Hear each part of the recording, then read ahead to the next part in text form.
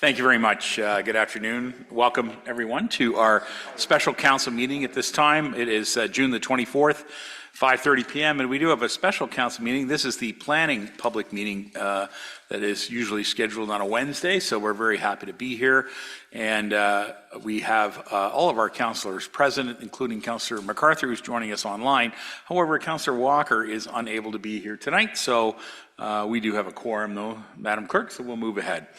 Let's see. Approval of the agenda. Recommendation be it resolved that Council of the Township of Clearview hereby approve the agenda dated June 24th, 2026 as presented.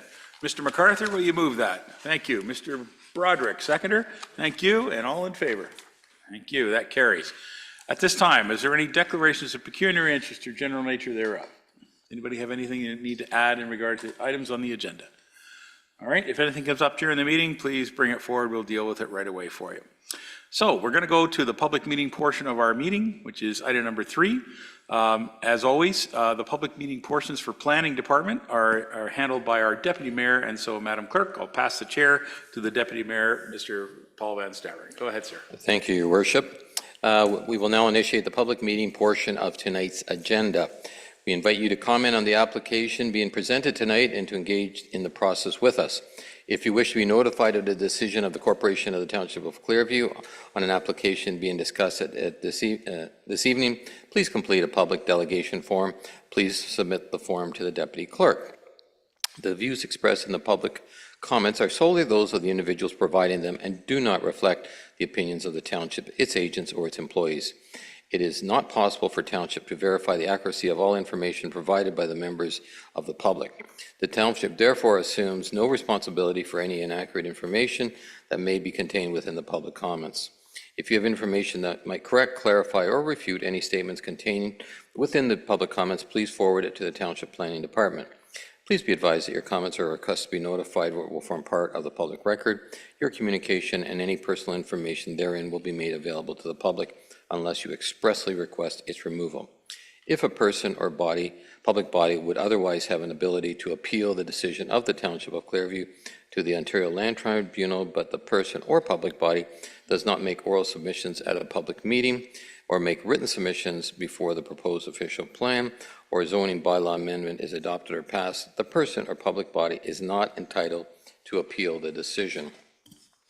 If a person or a public body does not make oral submissions at a public meeting or make written submissions to the Township of Clearview before the proposed official plan or zoning bylaw amendment is adopted or passed, the person or public body may not be added as a party to the hearing of an appeal before the Ontario Land Tribunal unless, in the opinion of the tribunal, there are reasonable grounds to add the person or public body as a party.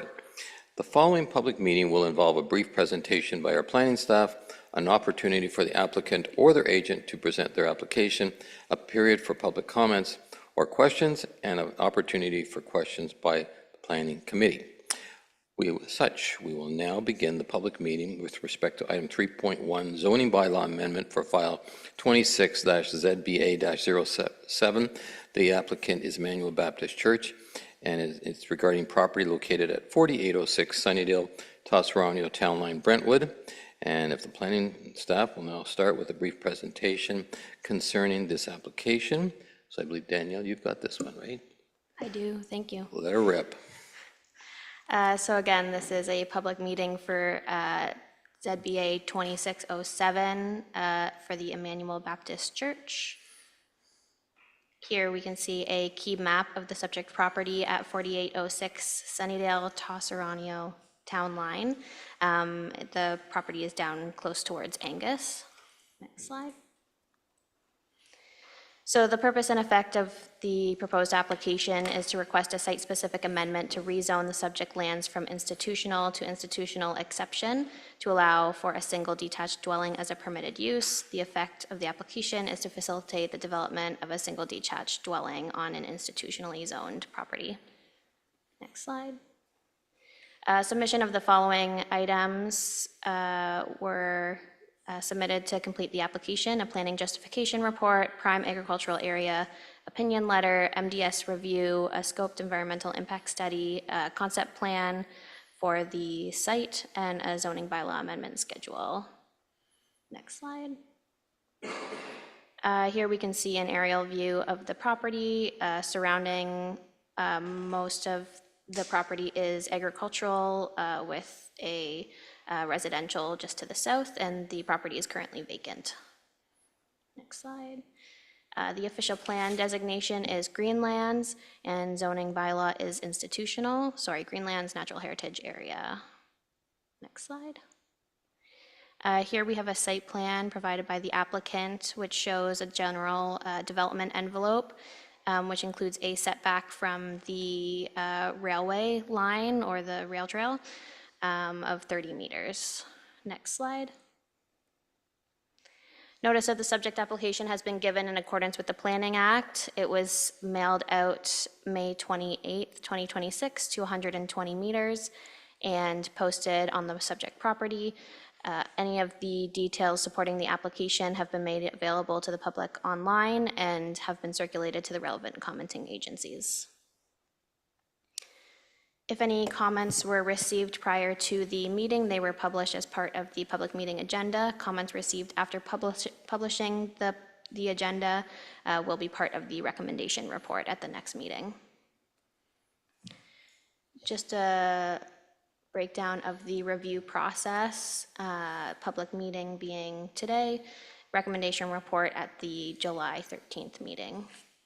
Next slide. And my contact information if anyone has questions, and the applicant is here as well to speak.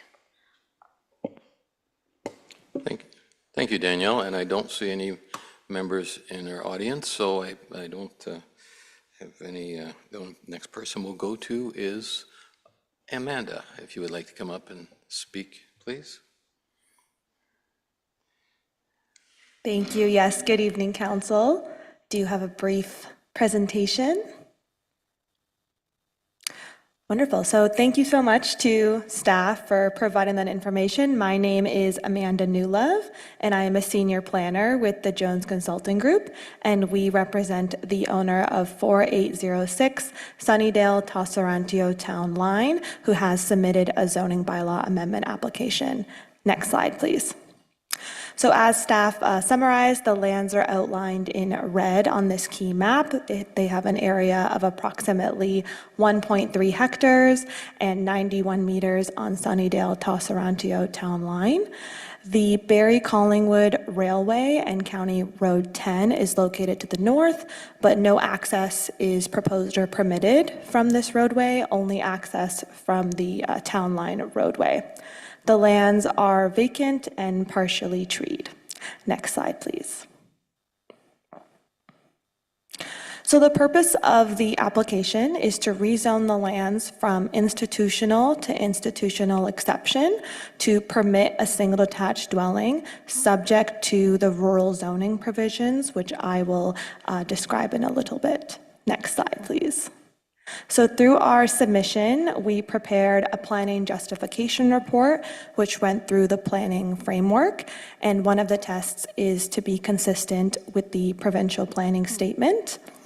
The subject lands are identified as rural lands, and the proposed application will permit the development of one single detached dwelling, which in our opinion is compatible with the surrounding area. There was a letter of opinion prepared by an agrologist confirming the lands are not within prime agricultural area. The proposed use will comply with the minimum distance separation requirements of the province, and the proposed application will not conflict or impact any surrounding agricultural uses. Any future development of the dwelling would require individual water and wastewater services, which would need to be reviewed by the township and meet the Ontario Building Code, and also require a lot grading plan. In terms of natural heritage features, to the south of the lands across Sunnydale Tosserantio Town Line is a provincially significant wetland known as the Minising Swamp. So a scoped environmental impact study was prepared, which concludes the lands itself do not contain any natural heritage features, and the proposed development is not anticipated to negatively impact any surrounding features. Next slide, please. So the lands are designated greenlands in the County of Simcoe official plan. The Greenland designation in the county official plan permits single detached dwellings, subject to it being an existing lot, and that the lands are not prime agricultural area. So that is what required that letter of opinion from the agrologist confirming that is the case. In the township official plan, the lands are designated Greenland Natural Heritage, which also permits single detached dwellings subject to the same tests as the county OP, which have been confirmed, and requires an environmental impact study, which has been completed and supports the proposal. Next slide, please. So in the township zoning bylaw, in the current zoning bylaw, the lands are zoned institutional, which does not permit any residential uses. The township is completing a zoning bylaw review and is proposing to zone the lands as environmental protection natural heritage, or EP1.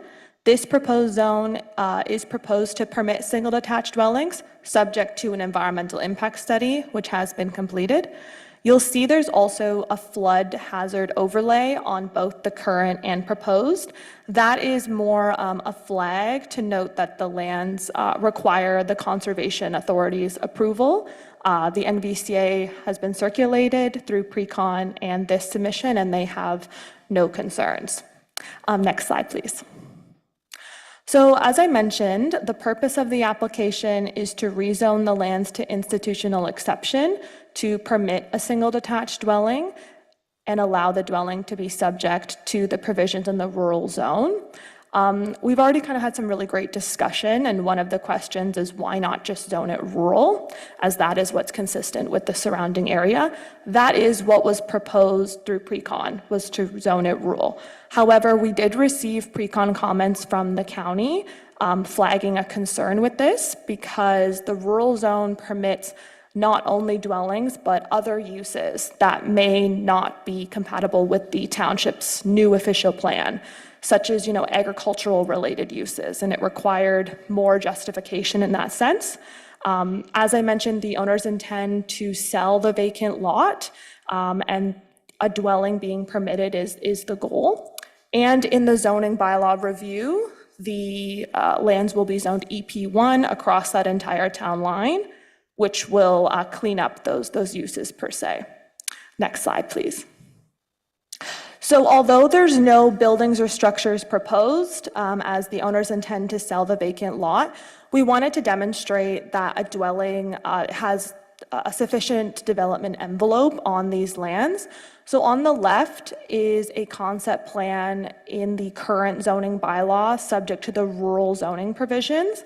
And the reason for that request is the institutional zone does not permit residential uses. So the zoning provisions, although not drastically different, they weren't proposed for single detached dwellings, whereas the rural zone is intended for single detached dwellings. So those are the zoning provisions that we think are most compatible.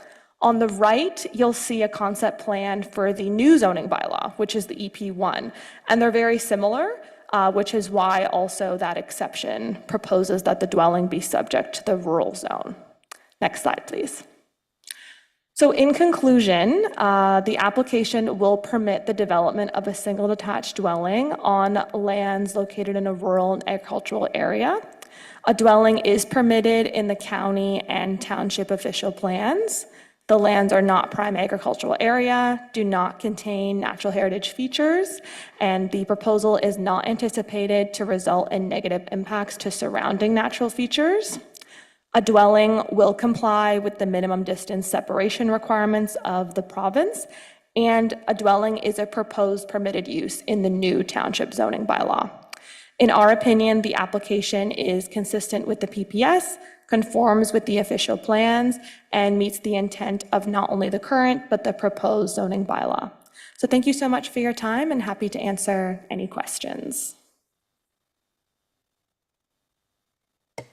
Let's hang tough. We have to go through a few things, and then I'll have our members of our committee.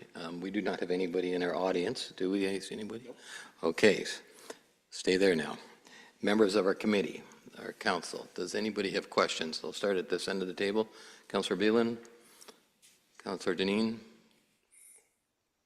No? Councillor Broderick? Your worship? Nope, I'm fine. Nope, Councillor MacArthur, go ahead. Yeah, I just wonder, is anybody old enough to, was there actually a church on this property back in the day? Through the chair, no. So the lands have been historically vacant. So the owner purchased the lands in 2004, and previously it was owned by another church company, but the lands have been vacant, and the intent was to build, but that's just not what came to fruition, and so they are looking to sell the vacant lot. Okay, that's good. So I'm assuming then there's no chance of any burial ground on the property then if it was never a church or a building on it. Through the chair, we did go through pre-consultation, and an archaeological assessment was not requested by the County of Simcoe or the township. Okay, good, thanks. You're good, Councillor MacArthur? Yep. Thank you. Your worship, you have no questions?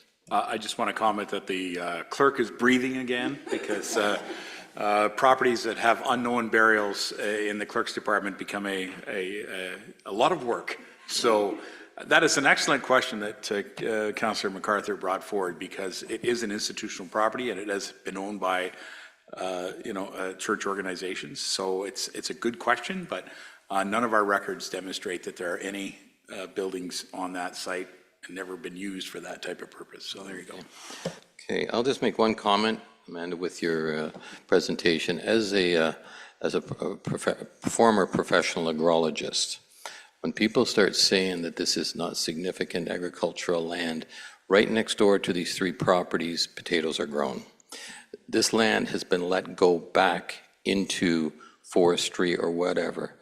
It makes sense for what you're asking for, but this land could be agricultural again. So don't ever say it's not as significant. It could be, but in this situation, it does conform and it does apply. So I always look at the surrounding areas.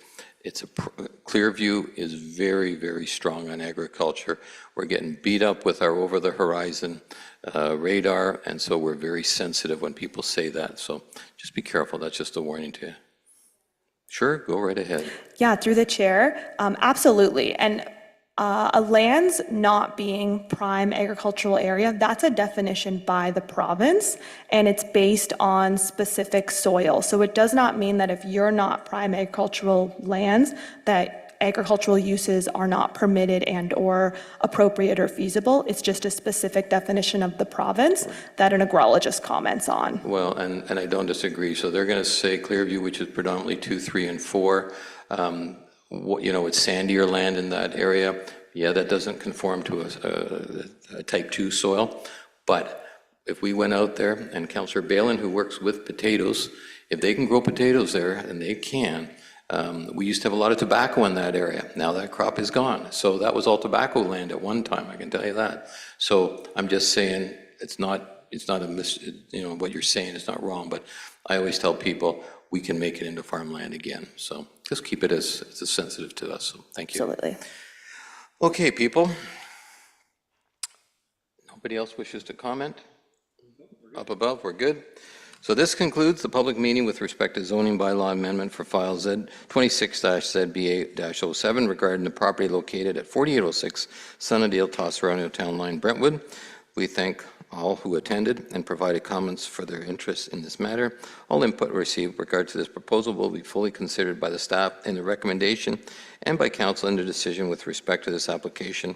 A report regarding this proposal will be prepared for council, who will make a decision concerning this matter at a future meeting. And there are no other meetings on this agenda, so your worship, I will pass it back to you.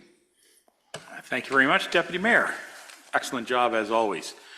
All right, so to continue our council meeting. Council, we do have the confirmatory bylaw recommendation. Be it resolved that bylaw 2643, being a bylaw to confirm the proceedings of the June 24, 2026 council meeting, be presented and read a first, second, and third time, finally passed on the 24th day of June 2026. Mr. Beelan, Councillor Deneen, thank you.